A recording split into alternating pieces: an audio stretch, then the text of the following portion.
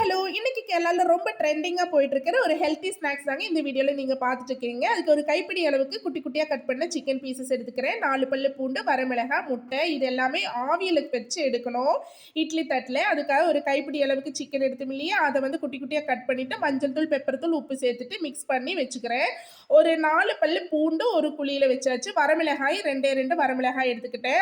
அதுக்கப்புறமா 2 குழியில வந்து இந்த மாரி கோழி முட்டைய வந்து உடைச்சு ஊத்திக்கலாம். இட்லி தட்டில தண்ணி ஊத்திட்டு நல்லா ஆவி வரும்போது இந்த இட்லி பாத்திரத்துல வந்து இந்த முட்டையை வந்து ஊத்திக்கலாம். சன்ஃப்ளவர் ஆயில் தான் அதுக்கு அடியில வந்து தடவி விட்டுருந்தேன். முட்டை வந்து அழுகாம உடையாம வர்றதுக்கு தான் அந்த எண்ணெயை மிக்ஸ் பண்ணி நம்ம பெரட்டி விடுறது. இப்போ வந்து முட்டையை உடைச்சு ஊத்திட்டு இப்போ வந்து நம்ம ஆவியில கேத்திடலாம். நான் ஒரு தடவை செஞ்சு பார்த்துட்டு எனக்கு பிடிச்சிருந்தா மட்டும்தான் நான் வந்து உங்களுக்காக போஸ்ட் பண்ணுவேன்.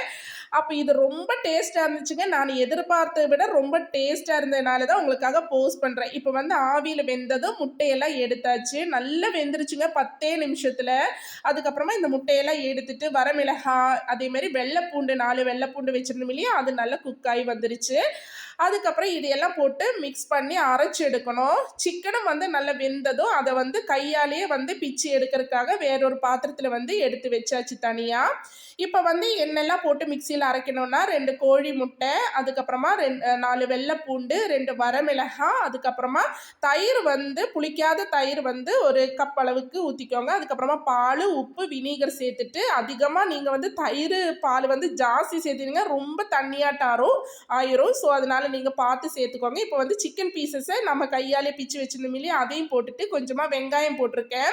நீங்கள் கேப்சிகம், கேரட் என்ன வேணாலும் சேர்த்துக்கலாம். இங்கே வந்து எனக்காக எதுவுமே இல்லை. ஸோ அதனால தான் இந்த வெங்காயம் மட்டும் போட்டு காமிச்சிருக்கேன்.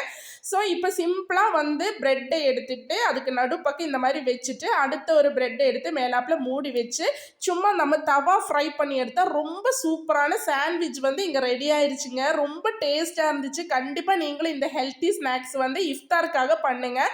நீங்கள் வந்து நிறைய எண்ணெய் பலகாரம் சாப்பிட்டீங்கன்னா கண்டிப்பாக இந்த 30 நாளுக்குள்ளே என்ன ஆனாலும் கொலஸ்ட்ரால் வந்து ஏறி எகிரிடும். ஸோ அதனால இந்த மாதிரி ஸ்நாக்ஸ் எல்லாம் நான் வந்து உங்களுக்காக இஃப்தாருக்காக நிறைய போடுறேன். உங்களுக்கு எல்லாருக்கும் கேரளா ஃபுட்டும் கேரளாவும் என்னோட வீடியோ யூஸ்ஃபுல்லாக இருக்கும், பிடிச்சிருக்குன்னு நினைக்கிறேன். பிடிச்சிருந்தா கண்டிப்பாக என்னோட சேனலை சப்ஸ்கிரைப் பண்ணி வச்சுக்கோங்க. இன்னைக்கு வந்து லைம் ஜூஸு, அதே மாதிரி bread sandwich, chicken healthy sandwich, orange, அதே மாதிரி அம்மாவோட இது வந்து ரொம்ப ஸ்பெஷல். அதோட வீடியோ நாளைக்கு போடுறேன். அதுக்கப்புறமா இன்னைக்கு வந்து பள்ளி கஞ்சியோட இன்னைக்கு எங்களோட இஃப்தார் வந்து முடிச்சிட்டோம். உங்களுக்கு எல்லாருக்கும் என்ன இன்னைக்கு இஃப்தார்னு சொல்லுங்க. அதுக்கப்புறமா நைட்டுக்காக சுட சுட இட்லி, அதுக்கப்புறமா காஞ்ச கருவாட்டு குழம்போட இன்னைக்கு ரெசிபிஸ் முடிஞ்சாச்சு.